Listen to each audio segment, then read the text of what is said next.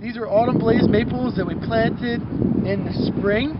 Now it's in the winter time. It's January 23rd, and it was just a beautiful day out, so it was time to go trim some trees, take advantage of the time. But this is 1 year after it's been planted as a whip in the field, a 6-foot-tall whip.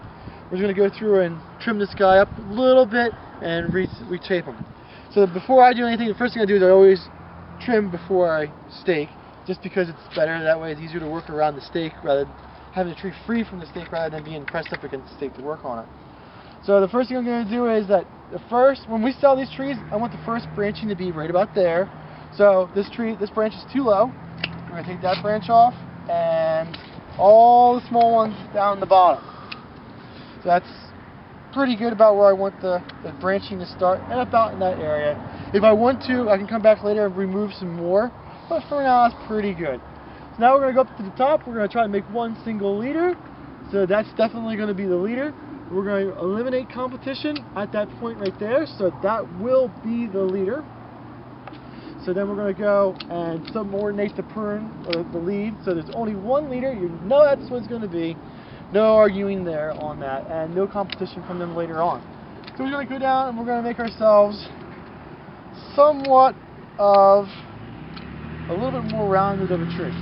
So we have all the tips all knocked back. There's buds wherever we're cut at. So next year, when the spring comes out, it's going to flush right there, and we're not going to have any stub there anymore. That's basically all the trimming I'm going to do with it. Next thing we're going to do is we're going to tape it up again. We use the staple gun to do the initial tying up, because when you have 500 or 600 of these guys and you're tying them all by hand, it's hours. So to go a little faster, we use the staple gun. But sometimes the staples come loose and sometimes they stay on at all. They're not as effective, but it's really fast. So over the winter time, when we have more time, we'll go through and just clean them up so that they are secured to the stake a little bit better. We'll get a little bit straighter of a trunk to the tree. And we could, if we wanted to, but I don't think I'm going to, is we could have had a little bit larger of a stake, maybe a stake that was 2 feet larger, and we could have made that one straight, and then we would have a really nice looking tree. But for right now, I think it's pretty good for right there. One other thing, if you could walk over this way, and you can see there's sap coming down on this cut right here. Every cut you do on a maple, no matter how big or small it is, you're going to have that running. And the bigger the cut, the more the sap's coming out.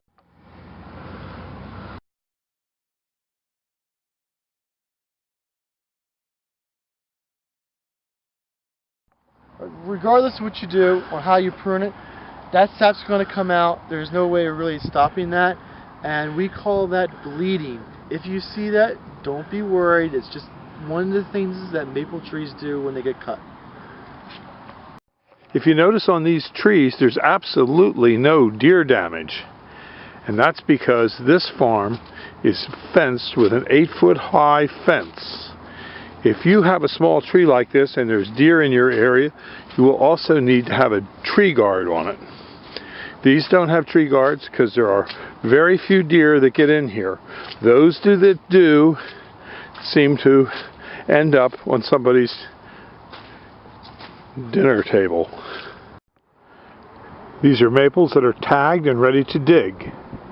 These are available at Highland Hill Farm on Route 313 in Fountainville, PA. We'll be digging these for the spring of 2018. These are 2-inch red maples.